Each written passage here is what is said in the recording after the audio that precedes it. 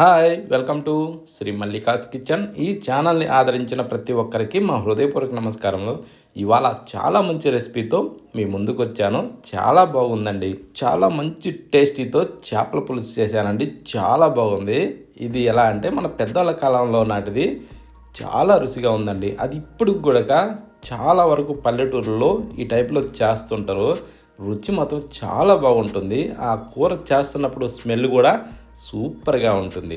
ముందుగా మనం చేపలను తెచ్చుకోవాలి. చేపలను తెచ్చిన తర్వాత వాటిని మనం బాగా శుభ్రంగా కడుక్కోవాలి. నేను 1 కిలో చేప తీసుకునేసి దాన్ని శుభ్రంగా కడిగి నీట్గా రెడీ చేసి పెట్టాకే వాడుతున్నాను. ఇప్పుడు ఒక బౌల్ తీసుకునేసి మనం నీట్గా శుభ్రంగా కడిగి రెడీ చేసిన వాటిని ఆ బౌల్లో వేసుకోవాలి. వేసాక సగం టేబుల్ స్పూన్ వచ్చేసి సాల్ట్ వేసుకుందాం.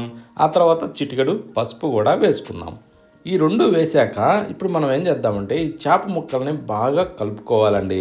మనం వేసిన ఈ సాల్టు పసుపు ప్రతి ఒక్క చేప ముక్కకి బాగా అప్లై అయ్యే విధంగా మనం ఈ టైప్లో ఇలా కలుపుతూ వీటిని బాగా మిక్స్ చేసుకున్న తర్వాత మూత పెట్టి ఒక అరగంట సేపు ఊరనివ్వాలి.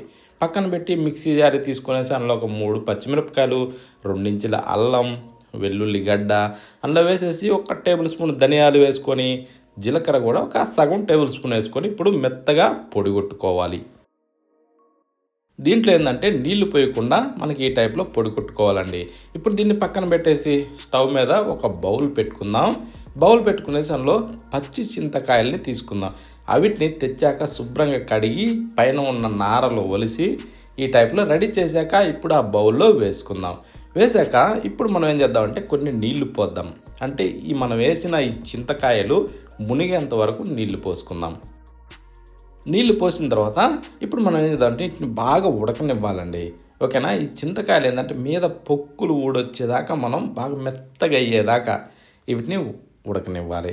ఇదేంటంటే చూడండి ఒకసారి ఎలా పొక్కులు ఊడొస్తున్నాయో ఈ టైప్ మనకి ఉడకాలండి చింతకాయలు. మనం ఒకసారి అలా పట్టుకోగానే ఇలా కసుక్కుమంటూ మీద పొక్కు వచ్చే విధంగా ఆ టైప్లో మనం ఉడకనివ్వాలి. ఇప్పుడు మనం ఏం చేద్దామంటే స్టవ్ ఆఫ్ చేసేసి తీసి పక్కన పెట్టుకుందాం. కానీ ఈ టైప్లో చేస్తే మాత్రం పులుసు భలేగా ఉంటుందండి. ఓకేనా. ప్రతి ఒక్కరు ఖచ్చితంగా ట్రై చేయండి. అది ఈ రోజుకి కూడా పల్లెటూరులో ఆ టైప్లో నడుస్తుంది. ఇప్పుడు వీటిని పక్కన పెట్టి స్టవ్ మీద మరొక బౌల్ పెట్టుకుందాం. బౌల్ పెట్టాక దాంట్లో కాస్త నూనె పోసుకునేసి ఒక 2 టేబుల్ స్పూన్లు ఆ తర్వాత కట్ చేసిన ఉల్లిపాయ ముక్కల్ని అందులో వేసుకుందాం. ఒక 2 ఉల్లిపాయలని కట్ చేసి అందులో వేసా. ఇప్పుడు వీటిని మనం బాగా కలుపుతూ మంచి కలర్ వచ్చేదాకా వేగనివ్వాలండి. ఓకేనా. ఈ టైపు కలర్ వచ్చేదాకా వేగిన తర్వాత ఇందాక మనం ఏదైతే గ్రైండ్ చేసి పెట్టుకున్నామో ఆ పొడిని దీంట్లో వేసేసుకుందాం. ఆ పొడిని వేసిన తర్వాత దీన్ని ఇలా కలుపుతూ ఇది కూడా బాగా పచ్చి వాసన పోయేదాకా వేగాలండి మనం వేసిన పొడి. ఓకేనా. ఈ టైపు వేగిన తర్వాత స్పైసీ తగ్గట్టుగా ఒక 3 టేబుల్ స్పూన్లు కారం వేసుకుందాం. ఓకేనా. ఇవి వేసాక చిటికెడు పసుపు కూడా దాంట్లో వేసేసుకునేసి ఇప్పుడు కాస్త అలా కలుపుతూ మంచి కలర్ వచ్చేదాకా దీన్ని వేగనివ్వాలి. అంటే మనం వేసిన కారం బాగా ఉడకాలండి సన్న మంట మీద. ఓకేనా. ఇది సన్న మంట మీద మనం వేసిన కారం ఎంత బాగా ఉడుకుద్దో అంత మంచి రుచి వస్తుంది. ఈ టైపు ఉడికిన తర్వాత ఇప్పుడు మనం ఊరబెట్టిన చేపల్ని దీంట్లో వేసేసుకుందాం. చేపలన్నీ దాంట్లో వేసాక ఇప్పుడు మనం ఏం చేద్దామంటే ఈ టైప్లో కాస్త మెల్లిగా తిరగేసుకుందాం. ఈ టైప్లో తిరగేసుకునేసి ఈ చేపలను ఏంటంటే కాసేపు అలా మగ్గనివ్వాలి. ఈలోపు మనం ఇందాక ఉడకబెట్టిన ఏదైతే పచ్చి చింతకాయలు ఉన్నాయో వాటిని చల్లారిన తర్వాత ఈ టైప్లో మనం బాగా పిసికి రసం తీసుకోవాలి. ఇది ఏంటంటే కాసేపు చల్లారనివ్వాలండి. చల్లారితేనే మనం ఈ టైప్లో పిసకటానికి అనుగుణంగా ఉంటుంది. ఓకేనా. ఈ టైప్లో మనం కొంచెం చిక్కగా బాగా పిసుక్కాలి.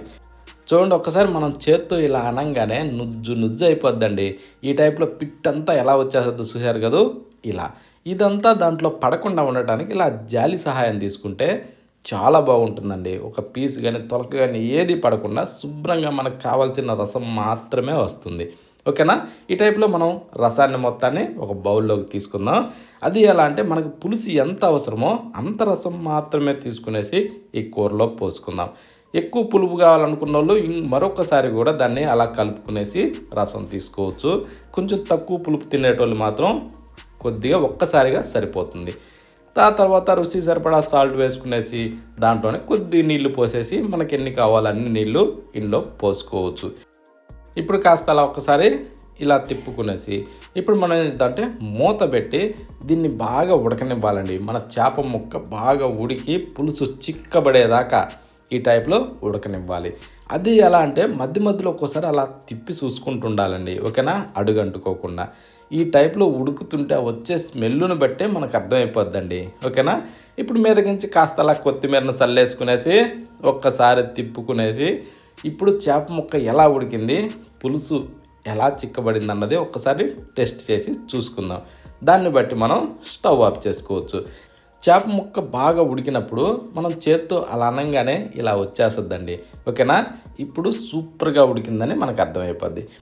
కానీ ఒక్కసారి ఇలా చేసిన చేపల పులుసు మాత్రం రుచి చూసిన వాళ్ళు ఎవరైనా సరే వదిలేపెట్టరండి, అంత బాగుంది. ఎంత కొత్త వాళ్ళైనా సరే చాలా ఈజీగా చేసేయచ్చు. కానీ ఈ టైప్లో మాత్రం మన పెద్దవాళ్ళు చేసిన విధంగా ఒక్కసారి ట్రై చేసి చూడండి, మీకే అర్థమవుద్దండి. చేపల పులుసు అంటే ఇలా ఉండాలి అని మీరే ఎప్పుడు చేపల పులుసు చేసినా ఇలాగే చేసుకుంటారండి. సూపర్ టేస్టీగా ఉంది, ఓకేనా. మరొక వీడియోలో కలుద్దామా.